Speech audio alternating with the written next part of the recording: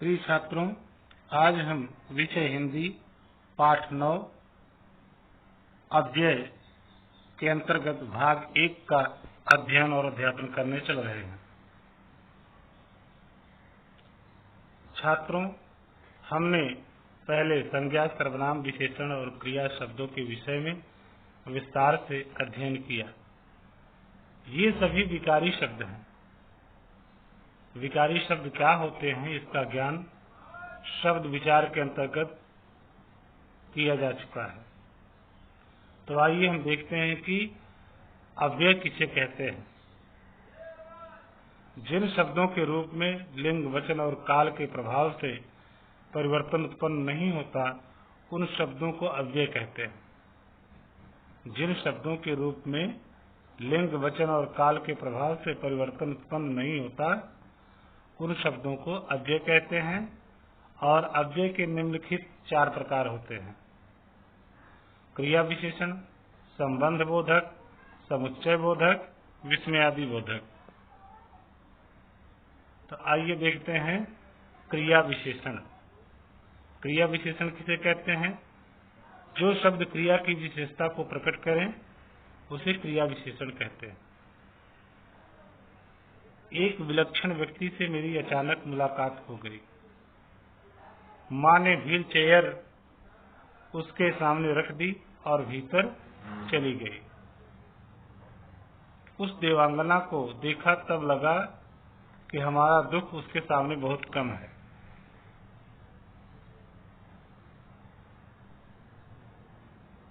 तो आइए क्रिया विशेषण की परिभाषा एक बार फिर से देखते हैं।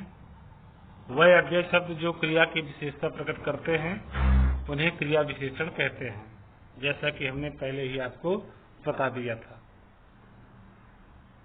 अब हम एग्जाम्पल के माध्यम से, उदाहरण के माध्यम से इसका स्पष्टीकरण करते हैं। अचानक मुलाकात हो गई। मुलाकात कैसे हो गई? अचानक। तो ये क्रिया की विशेषता है। व्हील चेयर सामने रख दी और भीतर चली गई। यहाँ सामने और भीतर शब्द क्रिया के होने के स्थान का बोध करवाते हैं।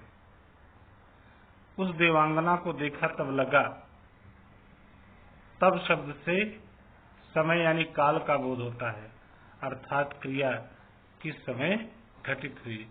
तो ये सब क्रिया विशेषण कहलाते हैं, क्रिया की विशेषता को प्रकट कर रहे हैं। अब क्रिया विशेषण के भी 4 भेद हैं: कालवाचक क्रिया विशेषण, स्थानवाचक क्रिया विशेषण, रीतिवाचक क्रिया विशेषण, परिमाणवाचक क्रिया विशेषण।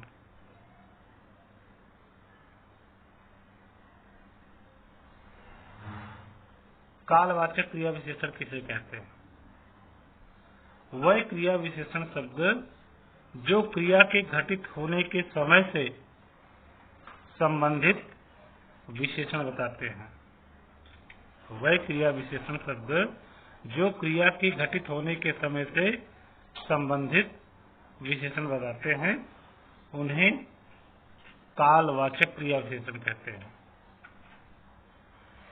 जैसे कब, कल, आज, अब, जब, तब, प्रतिदिन, सदैव आदि ये कालवाचक क्रिया विशेषण हैं।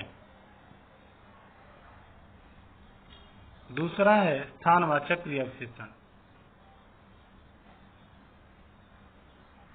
घर के अंदर चिड़िया का बच्चा था। चिड़िया बाहर बिलख रही थी। तो ऊपर वाक्यों में रंगीन छिपे क्रिया विशेषण शब्द स्थान का बोध करवाते हैं, इसलिए स्थानवाचक क्रिया विशेषण है। स्थानवाचक क्रिया विशेषण की परिभाषा देखते हैं। वह क्रिया विशेषण शब्द जो क्रिया के घटित होने के स्थान का बोध कराते हैं, उन्हें स्थानवाचक क्रिया विशेषण कहते हैं। वह क्रिया विशेषण शब्द जो क्रिया के घटित होने के स्थान का बोध कराते हैं, उन्हें स्थानवाचक क्रिया विशेषण कहते हैं। जैसे घर के अंदर चिड़िया का बच्चा था, तो जो क्रिया का स्थान है इसमें घर के अंदर, बाहर, ये क्रिया का स्थान है होने का। चिड़िया बाहर बिलख रही है, तो बिलख कहाँ रही है? बाहर। तो ये स्थानवाचक क्रिया विशेषण हुआ। तीसरा है रीतिवाचक क्रिया विशेषण। जो क्रिया विशेषण शब्द क्रिया के घटित होने की विधि या रीति से संबंधित विशेषता का बोध करवाते हैं, उन्हें रीतिवाचक क्रिया विशेषण कहते हैं। जो क्रिया विशेषण शब्द क्रिया के घटित होने की विधि या रीति से संबंधित विशेषता का बोध करवाते हैं, उन्हें रीतिवाचक क्रिया विशेषण कहते हैं। जैसे अकस्मात ही भगवान ने उसे दंडित किया। धीरे धीरे मेरा उससे परिचय हुआ। सहसा श्रीमती सुब्रमण्यम का कंठ अवरुद्ध हो गया, बंद हो गया। तो इसमें अकस्मात, धीरे धीरे और सहसा ये सब क्रिया की रीति का बोध कराते हैं। तो अचानक, तेजी से, भली भांति आदि ये रीतिवाचक क्रिया विशेषण कहलाते हैं। रीति का मतलब ढंग। रीति का मतलब ढंग। अकस्मात ही भगवान ने उसे दंडित किया, तो भगवान के दंडित करने की रीति क्या थी, तरीका क्या था, ढंग क्या था? अकस्मात। तो इसलिए यह रीतिवाचक क्रिया विशेषण है। चौथा, परिमाणवाचक क्रिया विशेषण। जिन क्रिया विशेषण शब्दों से क्रिया के परिमाण अथवा मात्रा से संबंधित विशेषता का बोध हो, उन्हें परिमाणवाचक क्रिया विशेषण कहते हैं। जिन क्रिया विशेषण शब्दों से क्रिया के परिमाण अथवा मात्रा से संबंधित विशेषता का बोध हो, उन्हें परिमाणवाचक क्रिया विशेषण कहते हैं।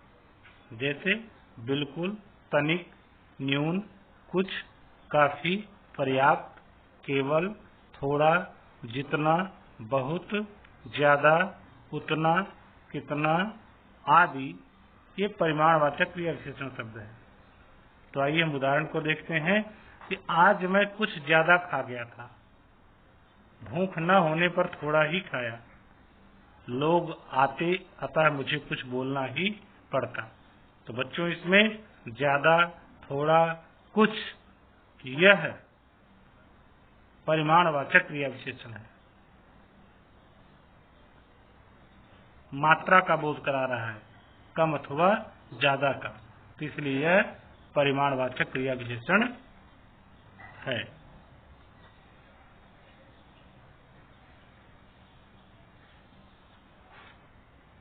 तो बच्चों, आज का यह भाग यहीं समाप्त हुआ। धन्यवाद।